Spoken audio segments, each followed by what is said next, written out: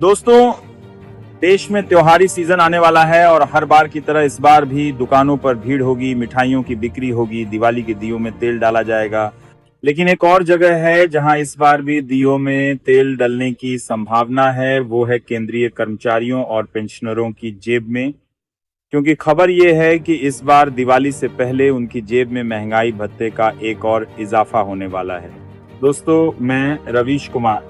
एक नई कहानी शुरू होती है उस लंबी कतार से जिसमें आज भी 1 करोड़ से ज्यादा केंद्रीय कर्मचारी और पेंशनर खड़े हैं। ये कतार राशन की नहीं है, ये कतार है उम्मीदों की, जहां हर 6 महीने में सरकार महंगाई के आंकड़ों को देखती है और फिर कहती है, चलो तुम्हारे भत्ते में थोड़ा तेल डाल देते हैं। जनवरी 2025 में सरकार ने महंगाई भत्ता 2% बढ़ाकर 53% से 55% कर दिया था। अब मीडिया रिपोर्टिंग कह रही हैं कि दिसंबर से पहले दिवाली के आसपास इसमें 3% की ओर बढ़ोतरी हो सकती है। यानी मौजूदा 55% से ये 58% हो जाएगा। तारीख के लिहाज से भले ही ये 1 जुलाई 2025 से लागू माना जाएगा, लेकिन पैसे का असर दिवाली की मिठास में घुल जाएगा। अब सोचिए, एक परिवार जिसमें पति सरकारी नौकरी में है, पत्नी घर संभालती हैं, बच्चे कॉलेज में हैं, जब डीए बढ़ता है तो उसके असर का मतलब सिर्फ थोड़े ज्यादा पैसे नहीं होता। इसका मतलब है कि अगले महीने स्कूल की फीस थोड़ी आसानी से निकल जाएगी, राशन की थैली थोड़ा ज्यादा भरी आएगी और शायद एक नई चप्पल भी खरीदी जा सकेगी। महंगाई भत्ते की कहानी सिर्फ संख्या की कहानी नहीं है, ये कहानी है उस अदृश्य संघर्ष की जो हर पेंशनर और कर्मचारी अपने भीतर लड़ता है। जब CPI-IW का आंकड़ा जून 2025 में 145 पर पहुंचा तो वो सिर्फ श्रम ब्यूरो की फाइल में दर्ज एक नंबर नहीं था, वो लोगों की जेब में रखे नोटों का वजन था जो महंगाई के कारण धीरे धीरे हल्का होता जा रहा है। और हाँ, ये बढ़ोतरी 7वें वेतन आयोग के तहत आखिरी बड़ी बढ़ोतरी मानी जा रही है, क्योंकि 31 दिसंबर 2025 को इसका कार्यकाल खत्म हो जाएगा। इसके बाद देश 8वें वेतन आयोग की तरफ देख रहा है। आधिकारिक तौर पर कुछ नहीं कहा गया, लेकिन अफवाहों के बाजार में ये चर्चा है कि 2026 या वित्त वर्ष 2027 में इसे लागू किया जा सकता है। और जब भी नया वेतन आयोग आता है, उसके साथ उम्मीदों और विवादों का एक पूरा पुलिंदा भी आता है। 8वें वेतन आयोग का मतलब होगा कि मूल वेतन में नई गणना होगी, पेंशन की नई धाराएं तय होंगी और शायद महंगाई भत्ता फिर से रीसेट किया जाएगा।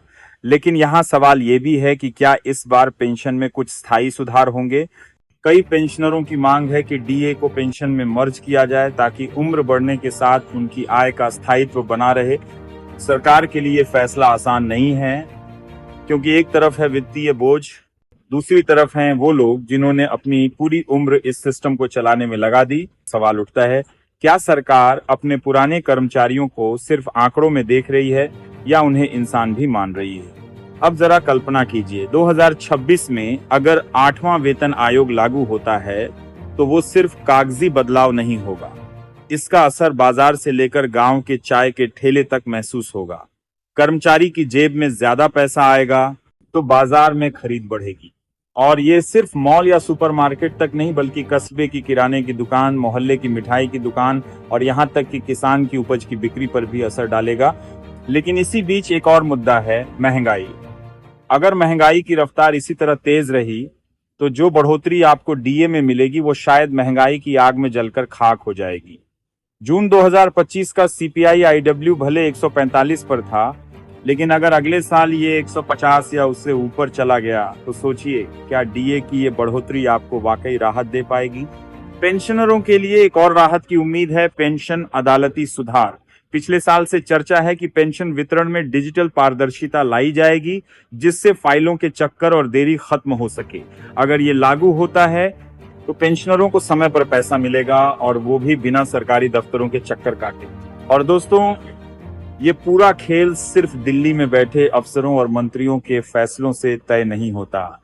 इसके पीछे एक बड़ा गणित है, श्रम ब्यूरो का, वित्त मंत्रालय का और राजनीति का। क्योंकि त्योहारी सीजन में खुशखबरी देना हमेशा सरकार के लिए फायदेमंद होता है। एक तरह से ये त्योहार की मिठाई में घुली हुई चुनावी शक्कर होती है। जैसे जैसे 31 दिसंबर 2025 नजदीक आएगा, 8वें वेतन आयोग को लेकर चर्चाएं और तेज होंगी। कर्मचारी यूनियन इन सरकार पर दबाव डालेंगी, पेंशनर संगठन पत्र लिखेंगे और मीडिया में संभावित बदलावों की सूचियां घूमती रहेंगी। कोई कहेगा कि बेसिक पे में 25% बढ़ोतरी होगी, कोई कहेगा कि न्यूनतम वेतन 26,000 रुपए हो जाएगा और कोई दावा करेगा कि पेंशन में 50% की बढ़ोतरी होगी। लेकिन तब तक फिलहाल जो सच है वो ये है, दिवाली से पहले आपके डीए में 3% की बढ़ोतरी हो सकती है और शायद यही इस साल की सबसे मीठी मिठाई होगी जिसे आप अपनी थाली में रखेंगे, अपने बच्चों के लिए खिलौने लाएंगे और अपने बुजुर्ग माता पिता के लिए कुछ दवाइयां खरीदेंगे।